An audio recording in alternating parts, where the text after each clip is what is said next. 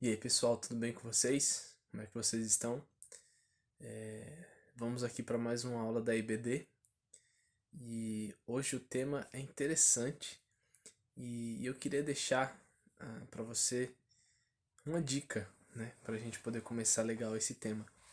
Se você não assistiu a aula passada, a aula que o Marcelo deu sobre as dádivas, né, que são as habilidades dadas pelo treinador, assista, volte lá, veja aquela aula, porque ela começa dando um panorama geral sobre as questões do Espírito Santo e depois a gente vai começar a trabalhar individualmente algumas questões mais profundas do Espírito Santo. Então lá ele começou com um panorama geral e ele falou também sobre os dons do Espírito Santo, né? Então, se você não assistiu a aula anterior, assista, porque essa aqui é uma continuação direta daquela aula que ele deu, né?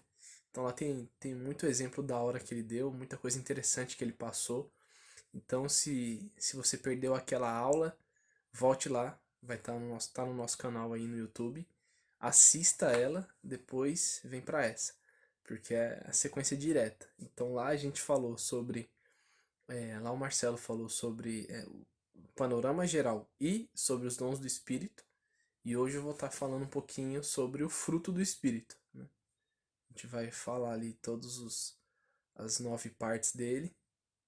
E é interessante que você veja lá para vir para cá e já ter uma ideia do que a gente vai falar, beleza? Então, quem não assistiu, volte lá, assista. E quem já assistiu, vamos para a aula. Vamos fazer uma oração para dar início, né, para a gente poder se colocar diante de Deus, para que Ele abra o nosso entendimento, para que a gente conheça mais um pouco da palavra dele através da iluminação que o Espírito Santo nos dá. Amém? Vamos lá. Pai, eu agradeço por esse momento, Pai. Eu agradeço porque o Senhor é bom, Pai. O Senhor sempre escuta as nossas orações, Deus. Pai, eu peço que agora não seja eu falando, mas o Senhor através de mim, Pai. Que em nome de Jesus possamos aprender um pouquinho mais do Teu Santo Espírito. Que a gente possa viver mais através do Espírito.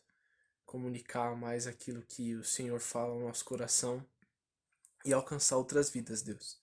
Pai, nos dá autoridade no Teu Santo Espírito para fazer a Tua obra, para fazer a Tua vontade, para em nome de Jesus, Deus, levar, Pai, Teu nome, a Tua palavra, onde quer que a gente for, Deus. E se assim o Senhor, Pai, nos permitir ir para outros lugares, Pai, que em nome de Jesus lá também a gente possa ser diferença, Pai, no nosso falar, no nosso agir, como a gente se comporta, e principalmente, Pai, levando a Tua mensagem, Deus. Continua conosco, nos abençoe nesse momento, Pai, e que toda a honra, toda a glória seja dada a Ti. É isso que eu peço e agradeço em nome de Jesus. Amém. Amém, gente? Então, como eu disse, essa é uma sequência da aula anterior e o nome dela é as expectativas do treinador. Então, quais são as expectativas das nossas ações para com o Espírito Santo? E aí, quando a gente receber aquilo que ele passou para nós, como a gente deve agir? Quais devem ser as nossas diretrizes? Como a gente tem que fazer diante das outras pessoas, né? Para a gente poder alcançar as expectativas do nosso treinador, que é como a revista coloca aqui, o Espírito Santo. Então, abra sua Bíblia aí em Gálatas 5. Eu vou ler do 16 até o 25. Porém, o texto áudio, né, o texto base, ele é do 22 ao 25. Porque como do 22 começa no mas, então eu já quero voltar pro começo pra gente entender o que tem antes, para depois vir esse mas, né? Então olha que interessante. Ele começa assim, né, com o que está em negrito em cima, que foi colocado pelo autor aqui, né? As obras da carne e o fruto do espírito. Então, hoje a aula ela é focada no fruto do espírito. E a gente vai ver aqui um pouquinho do que fala sobre as obras da carne e o fruto do espírito. Então ele fala assim: mas eu afirmo, no 16, andai pelo espírito e nunca satisfareis os desejos da carne. Porque a carne luta contra o espírito, e o espírito contra a carne. Eles se opõem um ao outro, de modo que não conseguis fazer o que quereis. Mas se sois guiados pelo espírito, já não estáis debaixo da lei. As obras da carne são evidentes, a saber, imoralidade, impureza e indecência, idolatria e feitiçaria, inimizades, rivalidades e ciúmes, ira, ambição egoístas, discórdias, partidarismos e inveja, bebedeiras, orgias e coisas semelhantes a estas, contra as quais vos previno, como já vos preveni antes, os que as praticam não herdarão o reino de Deus. Mas o fruto do Espírito é amor, alegria, paz, paciência, benignidade, bondade, fidelidade, amabilidade e domínio próprio. Contra essas coisas não existe lei. Os que são de Cristo Jesus crucificaram a carne juntamente com suas paixões e desejos. Se vivemos pelo Espírito, andemos também sobre a direção do Espírito. Então, olha que interessante, hein? Às vezes a gente pode se confundir com algo aqui, com um detalhezinho que é muito importante. Quando fala das obras da carne, ele fala assim, ó, as obras da carne são. Então tá no plural. Então, as obras da carne são. Isso aqui se remete a muitas, né? Tem uma grande quantidade. E quando fala do fruto, fala assim, mas o fruto do Espírito é. Então ele é único, né? Não está no plural aqui, está no singular. Então é único.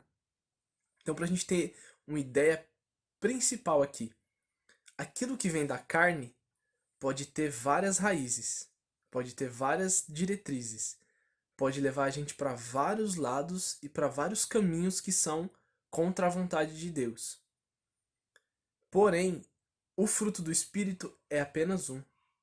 E daquele ali, nós vamos encontrar essas 9 fatias, né, desse fruto para conseguir entender como ele é. Se das obras da carne são várias, né, obras, eu preciso ir construindo ela, o fruto do Espírito, então, eu preciso estar plantado ali para que aquele fruto venha nascer, ele é por completo. Eu gosto de colocar o fruto do Espírito como uma mexerica. Um fruto onde tem vários gominhos lá dentro e cada gominho ele reflete um desses nove, como posso dizer, características dele. E no todo, no completo, ele fecha ali certinho uma mexerica. Então, e é interessante porque em cada gominho da mexerica tem uma semente. E aí eu vou chegar mais pra frente porque eu acho tão interessante colocar pra gente visualizar melhor esse fruto como uma mexerica. Então, entendendo logo aqui no começo, olha só. Mas eu afirmo, andai pelo Espírito e nunca satisfarei os desejos da carne. Então, quanto mais eu alimento aquilo que é espiritual na minha vida, quanto mais busco aquilo que é de Deus na minha vida, menos a carne ela vai ter forças para poder fazer com que eu caia, para poder fazer com que eu me desvie do caminho, para poder fazer com que eu faça alguma dessas obras que são relacionadas com a carne. Então, a gente pensa assim, poxa, a carne é fraca, mas o pecado não é vitamina para fortalecer. E na verdade nós temos que viver através do Espírito Santo. O Espírito que mora em nós, dado por Deus, para que a gente pudesse vencer a carne. Né? A partir do momento que o homem peca, o Espírito ele é morto dentro do homem e agora a alma começa a comandar sobre o corpo. Para que eu possa conseguir, mais uma vez, fazer com que essa alma perca força sobre o corpo, eu preciso ter o Espírito Santo dentro de mim. Porque aí, através do Espírito Santo, eu vou conseguir frear os meus desejos, frear aquilo que é da minha alma, e eu vou conseguir subjugar o meu corpo. E aí o meu corpo não vai cair no pecado. Eu posso ter a tentação na mente, eu posso vir com todos aqueles pensamentos que são meus, que podem ser do mal, que podem ser setas do inimigo, mas se o Espírito falar ao meu coração e eu estiver atento à voz dele, eu não vou cair. Então é justamente isso aqui, ó. Eu afirmo, andais pelo Espírito e nunca satisfareis os desejos da carne. Quanto mais a gente anda próximo com Deus, mais difícil é pra gente cair, né? Mais fácil é pra gente escutar a voz de Deus e fazer a coisa certa. Então a gente vê aí que existem várias raízes, né? Ou existem vários caminhos que eu posso seguir por conta das obras da carne, que são muitas. Mas se eu for seguir através do fruto do Espírito, ele é apenas um. E dentro dele, aí eu vou conhecer as características que existem dentro dele e eu vou começar a crescer em cada uma delas.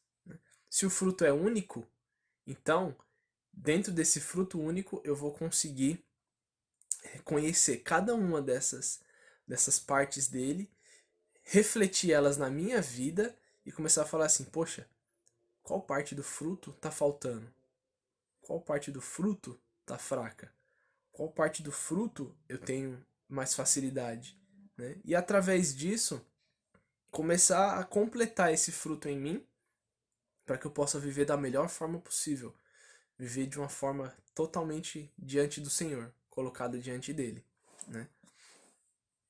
Então, primeira grande curiosidade aí, ou ideia, é que nós pensamos que são vários frutos do Espírito, assim como são vários frutos da carne.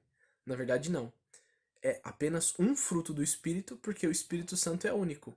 Se é ele que divide todos os dons, se é ele que transforma a nossa vida, a nossa existência, todo fruto está nele. Né? Então, se está nele, é apenas um caminho. Só ele tem. Então, é único. É no singular. Então, o fruto é, porque vem de apenas um. Já as vontades da carne vêm de várias coisas, de várias formas. Eu posso seguir vários caminhos, né? Eu posso seguir, igual está escrito aqui, que tem impureza, imoralidade, idolatria, ciúmes, ira. Então tem várias idas, né? E cada uma pode acarretar uma coisa na minha vida. E eu posso ter mais de uma. Porém, o fruto, se eu tenho aquele, eu preciso me policiar e preciso começar a buscar ter todos, porque está apenas ali, no Espírito Santo. Tudo ali nele. Então, eu vou até ele e começa a ser transformado. E olha lá, olha como que começa. Mas o fruto do Espírito é amor. Então, o primeiro tema aí, a primeira característica do fruto do Espírito é o amor. Contra o amor não existe lei, né? Tudo vai passar, tudo vai acontecer. Os três que vão ficar é a fé, a esperança e o amor. E o maior deles é o amor. E falar que esse amor aqui, escrito no original, é aquele amor que não é nem filéu, nem eros, mas é ágape. Olha só, fazendo aquela recapitulagem, né? O filéu é o amor de amigos, o amor de pessoas próximas. O eros é o amor entre homem e mulher. E o ágape é o amor de Deus, o amor perfeito. Então, quando o fruto do Espírito aqui está comentando sobre o amor, é aquele amor que vem de Deus, é aquele amor que vem do Pai, aquele amor que só Deus consegue ter por outra vida. Então, eu preciso entender que eu tenho que amar não aquelas pessoas que também me amam, né? Igual Cristo falou. Mateus 5,46, né? Tá lá ele falando, porque se vocês amarem simplesmente aqueles que te amam é fácil. Até os publicanos, os escribas fazem isso. Né? Você tem que amar aqueles que te odeiam. E aí fica difícil. Aí é que a situação fica um pouco mais complicada. Que aí é de fato só vindo de Deus um amor assim pra gente conseguir olhar, perdoar, ter forças para amar e orar para que aquela pessoa receba aquilo que provém de Deus, né? Não só justiça, mas também que aquela vida possa ser transformada por Ele, né? Então, é interessante porque Paulo fala, né? Se possível, vivam em paz com todos. Né? É difícil? É difícil. Mas nós temos que nos esforçar para conseguir ter essa parte do fruto do Espírito, porque ela é muito importante. Né? Muitas pessoas hoje são carentes de amor. São carentes de entender um amor verdadeiro ou entender o amor que vem de Deus. Um amor que não procura nada em troca. Que ele é simplesmente ele é. Né? Por mais que as coisas possam acontecer, esse amor ele tá direcionado para a pessoa, ele tá querendo o melhor dela e ele age na vida daquela pessoa para transformar ela. Né? Então é esse amor que vem direto de Deus. Então, começando a entender um pouquinho do fruto do Espírito, eu entendo que esse amor é aquele que Deus mostrou que ele precisa estar em mim para que quando eu leve para outra pessoa o amor dele, a pessoa não veja como um amor fingido, mas como um amor verdadeiro, como um amor que vem de Deus, um amor que vem do alto. Né? O segundo é a alegria. Né? A gente tem até aquele cântico clássico. A alegria está no coração de quem já conhece a Jesus. A verdadeira paz só tem aquele que já conhece a Jesus. Não vou continuar cantando para o pessoal não acabar não saindo da aula, né? Mas a alegria que existe em estar com Deus é fora do comum. Né? Quando o Senhor transforma a nossa vida, essa alegria faz com que a gente mude a nossa existência. E é assim, a gente precisa ter essa alegria para poder demonstrar que Deus mudou a gente. Né? Quando a gente olha para o fruto do Espírito aqui, a gente percebe que a gente não tem aquele complexo de Gabriela, né? Eu nasci assim, eu vou viver assim, eu vou morrer assim. Não. Ele vem para transformar a nossa vida. E aqui, nesse fruto do Espírito, a gente percebe que existe alegria. A gente precisa se alegrar. Porque se uma pessoa olha para mim e fala assim, poxa, essa pessoa não é alegre. Essa pessoa ela é turrona. Essa pessoa ela tá sempre reclamando. Ela tá sempre falando mal da situação. Nunca vê algo bom. Puxa, tipo, então ela crê no quê? Ela crê em algo que não funciona, né? Entender que essa alegria, ela não é uma alegria masoquista, de que mesmo na dificuldade, mesmo na luta, a gente vai estar dando risada para tudo. Não, não é isso, né? Não é um problema que a gente tem ter essa alegria. Mas na verdade é igual Paulo falou. Eu aprendi a ser contente com toda a situação que eu passei. Eu passei fome, passei fartura, nudez, eu tive roupa, eu tive privação, eu tive muita gente. Então, eu posso tudo naquele que me fortalece. Ele entendeu como que ele conseguiria viver alegre a todo momento. Por mais que existiam dificuldades, ele sabia direcionar a alegria dele no Senhor. Porque ele sabia que tudo que ele estava passando aqui era passageiro. Tudo que ele estava passando aqui era apenas um preparo para ele viver na eternidade, para ele viver o melhor com Deus. Né? Então essa alegria, assim como o amor, ela não é fingida, né? Ela não é mascarada, mas ela é uma alegria que provém de Deus.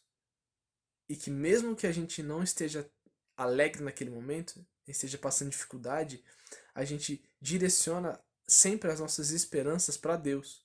E porque a gente faz isso, a gente sabe que Ele cuida e a gente pode ter aquele momento nosso de alegria. A gente pode ter uma alegria que vem do Senhor. Uma alegria que só Ele pode dar. Só Cristo pode dar. Então, temos aqui o amor, a alegria e agora a paz. E essa paz aqui ela é interessante. Porque primeiro, para que nós possamos ter a paz de Deus, olha lá, para que a gente possa ter a paz de Deus, nós temos que ter paz com Deus. Entende? Então tem uma diferença entre paz com Deus e paz de Deus. A paz de Deus é aquela paz que excede a todo entendimento. A paz com Deus é que nós éramos inimigos dele. E porque nós aceitamos a Cristo, nós temos paz com ele, né? Por conta de que Cristo morreu em nosso lugar, toda a dívida foi paga. E por conta disso, nós que éramos inimigos, agora nós somos filhos. Filhos de adoção por conta de Cristo.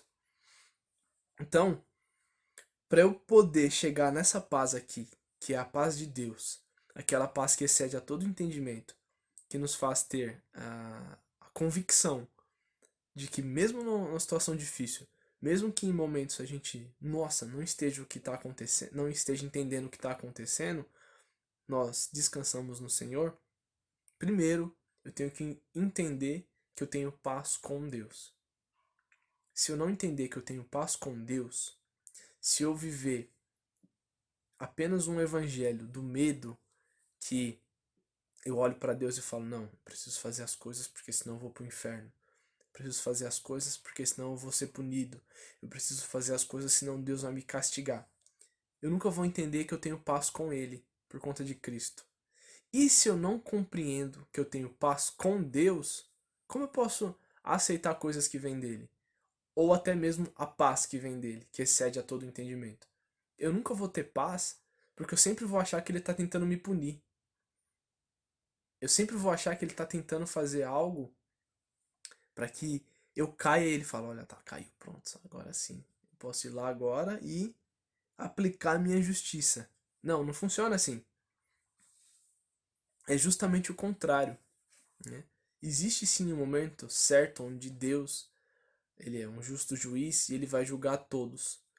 Mas eu não preciso ter medo disso. Se eu aceitei a Cristo, se eu entendi que por conta de Cristo agora eu tenho paz com Deus, a partir do momento que eu entendo essa paz com Deus, que agora eu sou filho dele, aí eu posso entrar nessa paz, que é a paz de Deus, que é a paz que excede a todo entendimento. É uma paz que transforma o meu ser.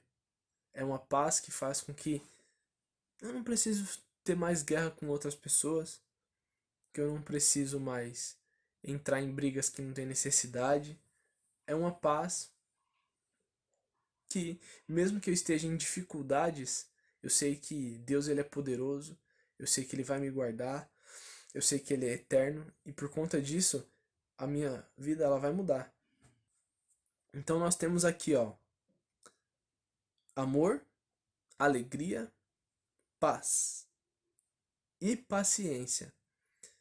Paciência em algumas outras versões ela vai estar aqui como longanimidade, né?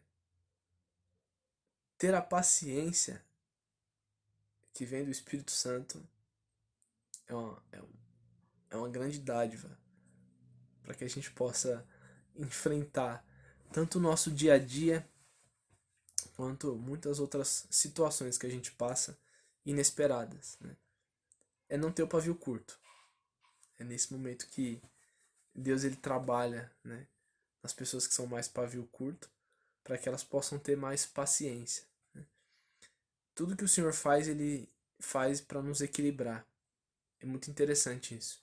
Se você olhar, o tímido não herdará o reino dos céus, mas também aquele que muito se expõe, que faz coisas que não deve, também não herdará.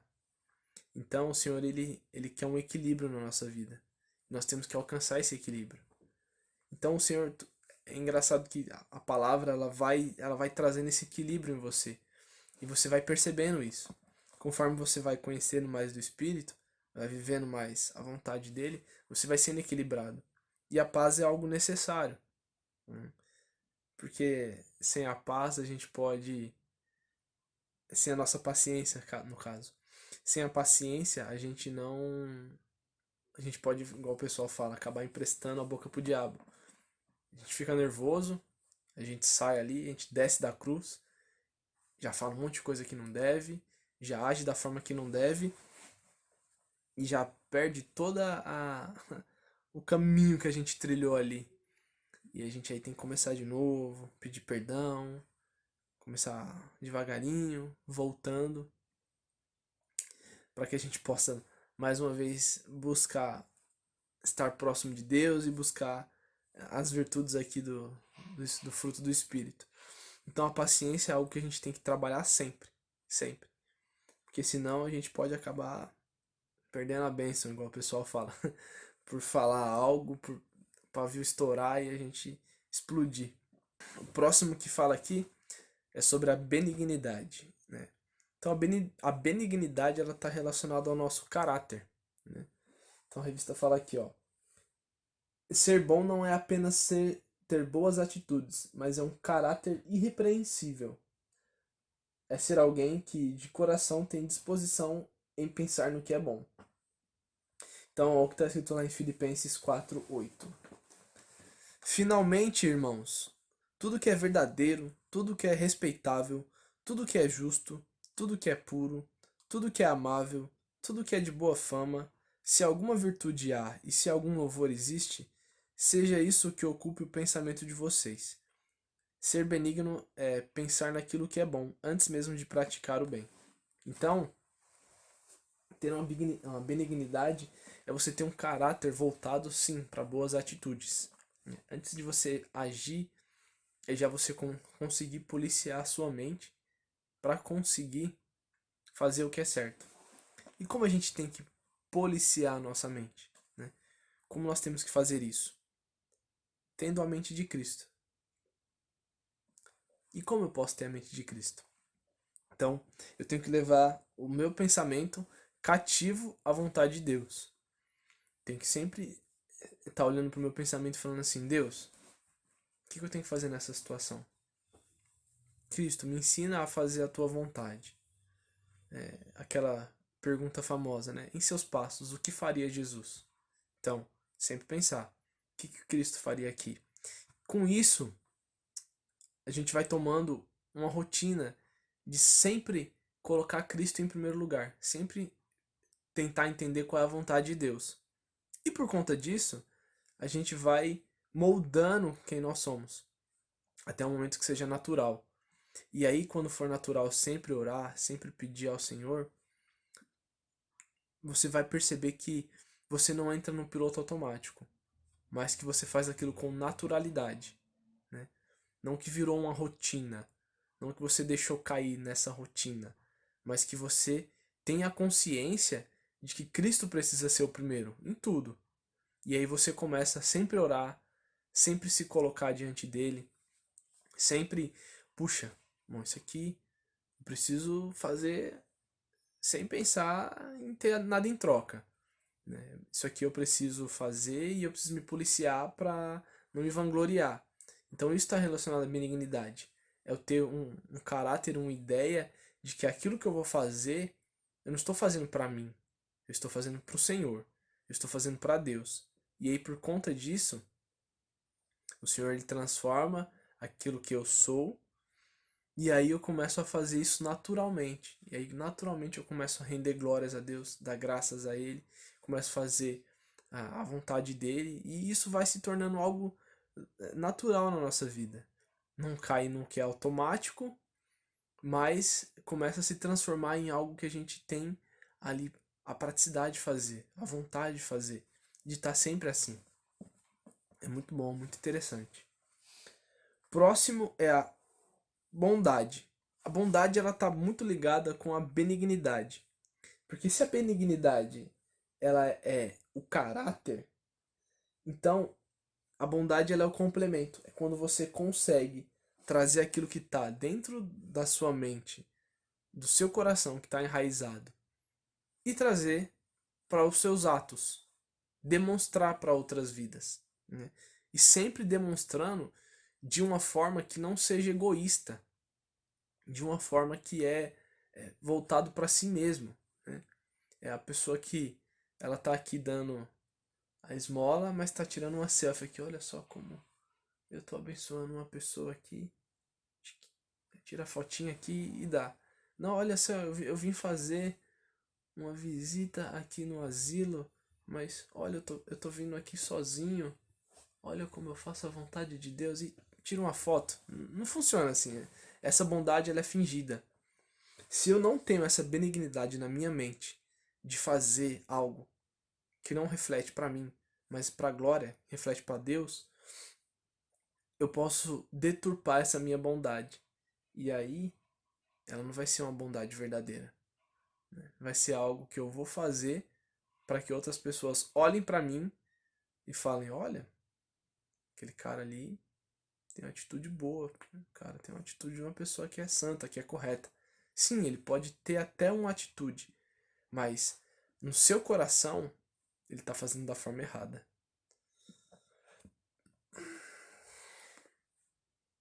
Sétimo, fidelidade.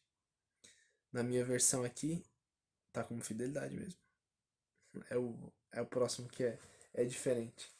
Então, fidelidade. Ser fiel. Ser fiel à aliança que você fez. E essa fidelidade aqui, ela vai estar relacionada tanto a uma fidelidade com Deus, com a aliança dele, quanto ser fiel com as nossas obrigações, com as nossas alianças, com as nossas pessoas próximas. E nunca ir para trás naquilo que a gente falou, né? Ser fiel. Então, essa fidelidade, primeiro, se eu tenho essa fidelidade com Deus, de não ir em outros lugares, no sentido de, eu vou fazer coisas que é pro meu benefício em outras religiões, eu vou fazer um negócio ali que, puxa, é voltado à sorte, mas olha, eu acho que vai ser bom pra mim. Dar esses pulos ali daqui pra lá, não é legal. Né? Se nós temos uma aliança com Deus, e o nosso Deus ele é único e verdadeiro, nós temos que ser fiéis a Ele. Nós temos que nos colocar em uma posição onde a gente tem que entender que a gente não precisa de mais nada. Se nós temos Deus, se nós temos Jesus que morreu em nosso lugar, que abriu um caminho para a gente orar, falar com o Pai, e se nós temos o Espírito Santo que nos treina, igual está aqui, que nos transforma, eu não preciso de nada mais. Se o Pai já nos deu o Filho por sacrifício dos nossos pecados, Ele ainda faz outras coisas grandiosas, para que eu vou buscar fora? Por que eu não confio? Por que eu não oro? Por que eu não jejuo para buscar de uma forma diferente? Por que eu não me coloco numa situação onde eu vou me colocar diante de Deus e eu só vou sair de lá quando eu tiver a resposta? Né? Não, mas eu prefiro ir num lugarzinho ali e fazer outra coisa. Né? Então, você não está sendo fiel. Nós não estamos sendo fiéis com a palavra, com Deus, se a gente toma esse tipo de atitude. Né? E quando eu tenho essa fidelidade com Deus, eu quero honrar os meus compromissos e ser fiel em todas as outras alianças que eu tenho. Então, esse fruto, ele faz, essa parte do fruto faz com que eu tenha a ideia e o peso de quebrar uma aliança, né? De romper aquilo que eu tinha falado. Existe um encargo na aliança que a gente faz com Deus. Né? O encargo é o peso daquilo, é entender o peso do ministério, é entender o peso da morte de Cristo na cruz, né? É não levar o sangue de Cristo como chacota. Não, se o sangue dele faz tudo, por que eu estou procurando em outro lugar? Por que eu estou sendo infiel com a vontade dele? Estou sendo infiel com a obra de Deus, com a obra de Cristo na cruz, né? Não posso ser. Eu preciso ser fiel e me colocar diante do Senhor. Próximo. O próximo é a mansidão, que aqui na minha versão tá como amabilidade, né? Uma pessoa amável, uma pessoa mansa, uma pessoa calma. Nós temos que ser mansos e calmos, assim como foi Moisés. Aí você fala, pô, mas Moisés bateu na pedra. Mas se você olhar na Bíblia, ela considera Moisés como um homem mais manso que teve na terra. Então imagina, teve um episódio lá que tava o pessoal fazendo um monte de coisa errada. Vocês podem até conhecer. Até Miriam e Arão estavam fazendo coisas erradas, mas Moisés ele se manteve. Ele conseguiu ali ter a ideia do que fazer e ele apenas fez olhando para Deus e não estourou. Então ele foi manso naquele momento.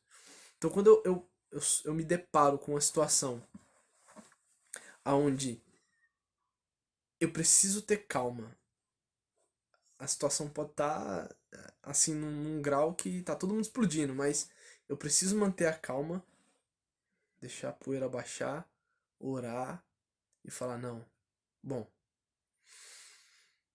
essa é a melhor saída. É por aqui. Deus está me mandando vir por aqui. Então, sempre olhar para Cristo. Sempre olhar para Cristo para entender os exemplos dele, né? E ver como é que a gente pode agir como ele, né? Sempre tendo em mente em seus passos o que faria Jesus. Porque ele fala: aprendei-vos de mim, que sou manso e humilde de coração. Então, vendo como Cristo saía das enrascadas ali que faziam para ele, a gente vai entender ali como a gente tem que ser manso, né? O próximo, então, domínio próprio, né? Tem até um ditado que fala: aquele que ganha ou domina seu inimigo, esse conseguiu ganhar uma batalha. Mas aquele que domina a si próprio, esse conseguiu ganhar a guerra. Porque a palavra ela fala muito sobre a questão do domínio próprio, né? Quando uma pessoa ela tem o domínio próprio, ela consegue fazer com que o corpo dela seja subjugado e por conta disso ela consegue servir melhor ao Senhor. Quando eu me conheço, eu sei dos meus limites. Eu sei até onde eu posso ir, aonde eu tenho que parar, né? Aonde eu posso avançar para fazer melhor, né?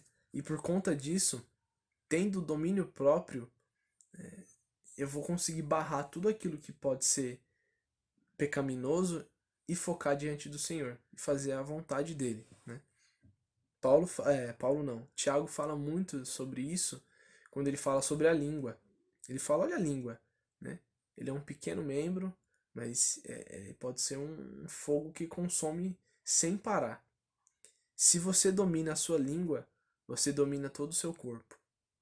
Então, se você consegue refrear a língua, você aí está tendo domínio próprio. Você também está tendo parte do domínio próprio. Então, Cristo ele nos dá essa força para que a gente possa dominar sobre nós. É difícil, não é fácil. Paulo fala, né? O bem que eu quero fazer eu não faço. E o mal que eu não quero fazer, esse eu faço. E é difícil, não é fácil, né? Mas quando a gente consegue passar por todos essas outras partes aí do fruto do espírito, quando chega no domínio próprio, eu já estou quase tendo o domínio completo, né? Então, eu sempre tenho que olhar para essas partes aqui do fruto do espírito e perceber: puxa, essa aqui bom, preciso melhorar. Essa aqui, preciso fazer um pouco diferente. Essa aqui, meu, é difícil, mas eu tenho que fazer. Tá aqui, eu preciso fazer. E aí quando você consegue, meu, é só alegria. Então, nós temos aqui 9 partes dessa, entre aspas aí, mexerica, né? Por que eu chamo de mexerica? Porque a mexerica, em cada gominho dela, ela tem sua semente. E se a gente olhar bem, essa aqui, eu posso ter uma semente específica que, se eu tenho domínio, eu posso lançar em outra vida, que eu posso ensinar para outras pessoas. Então, existem muitas pessoas que falta alegria para elas, mas se eu tenho essa parte do fruto do espírito bem desenvolvida, eu tenho ali uma semente que eu posso lançar para outras vidas e ensinar, que eu posso mostrar: olha, comigo foi assim, segue esse exemplo, por aqui é melhor. E aí eu posso lançar na outra vida e essa pessoa pode desenvolver essa parte do fruto, até com que ela tenha o fruto completo, né? Então, tirando aquilo que é do fruto da carne e tirando daquilo que pode ser um fruto, eu ia falar artesanal, um fruto fictício, né? Porque às vezes tem aqueles frutos de cera, né? Que a gente olha de longe, nossa, parece uma fruta. Aí você chega de perto, nossa, parece uma fruta. Aí se na hora que você vai ver que é uma fruta, você fala, não, isso aqui é cera, né? A gente tem que fugir de toda a máscara, de tudo que não é verdadeiro, né? Então, o fruto verdadeiro, ele vai trazer sim uma semente que vai gerar em outras vidas. E a gente precisa fazer isso. A gente precisa ter um fruto que possa gerar, né? É natural para que uma árvore dê seu fruto e o próximo fruto continua fazendo o mesmo, é ele lançar sua semente para que nasça outra árvore. Então, nós que temos o fruto do Espírito, nós temos que lançar dessa semente para que possa crescer em outras vidas, né? E outra coisa muito interessante que se a gente dividir esse fruto em partes iguais, nós temos aí 3, 3 e 3. São 9, né? Então nós temos 3 aí que são caráteres nossos com Deus, outras 3 que são caráteres nossos com outras vidas, e tem mais as outras 3 que são caráteres nossos com nós mesmos. Então, meio que tem essa divisão, né? Nossa relação com Deus é o amor, a alegria e a paz. Nossa relação com o próximo é a longanimidade, benignidade e bondade. E nossa relação com nós mesmos é a fé, a mansidão e o domínio próprio. Então, se você dividir aí, você consegue perceber, olha, essas aqui estão relacionadas com o corpo, esse com a alma, esse com o espírito. Esse está relacionado comigo com Deus, comigo e comigo com outra vida, entendeu? Então você pode fazer essa separação também. É muito interessante. Então, esses são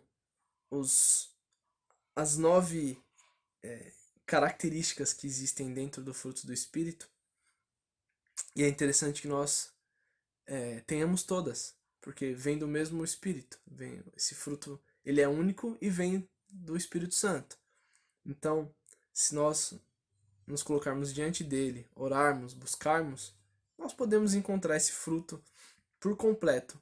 Por mais que algumas partes sejam um pouco mais difíceis para a gente poder entender, outras um pouco mais difíceis da gente conseguir desenvolver, mas no final, durante toda a nossa vida, seria interessante que a gente conseguisse ter esse fruto aí certinho para poder abençoar muitas vidas. Então, é isso aí, pessoal. Que esse conjunto de virtudes ele possa tomar a sua vida e você consiga fazer muitas coisas para o Senhor através do fruto do Espírito. Que ele transforme a nossa existência e possa, através de nós, alcançar outras vidas. Amém? Então vamos orar para encerrar?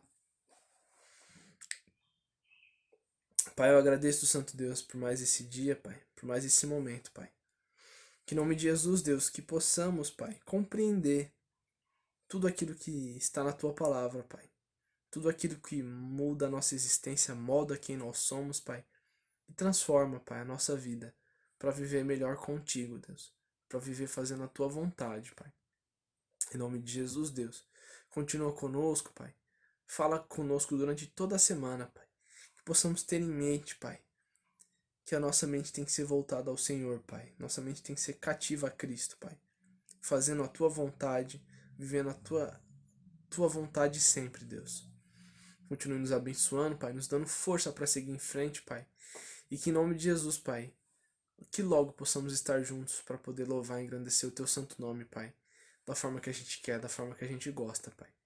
Que o Teu nome seja exaltado sempre, Pai. É isso que eu peço e agradeço em nome de Jesus. Amém.